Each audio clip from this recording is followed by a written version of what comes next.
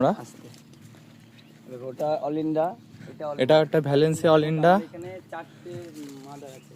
শুধু ফল ধরেছে দেখলেই মাথা খারাপ। দাও আমি দেখাই, ভালো করে দেখাই, দাও ভালো করে দেখাই পাতাগুলো সরিয়ে।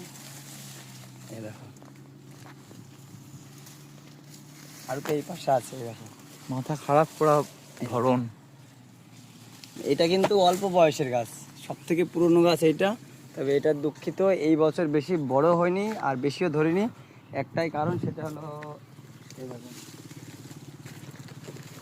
গোড়ায় কবে কবে ফাঙ্গাস লেগে মানে আঠা বেরিয়ে আচ্ছা এক সাইডটা পুরোই আচ্ছা, নষ্ট হয়ে গাছের গেছে। আঠা বেরোলে কি অ্যাকচুয়ালি খারাপ?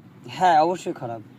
আঠা বেরোলে ওটা এই তুতে আর মোটামুটি চুন, মানে ফাঙ্গিসাইড, এটা ভালো জাতের হ্যাঁ। ফাঙ্গিসাইড দিতে হবে গাছের হ্যাঁ হ্যাঁ গোড়ায়। ভালো যে কোনো একটা ফাঙ্গিসাইড দিলে হবে।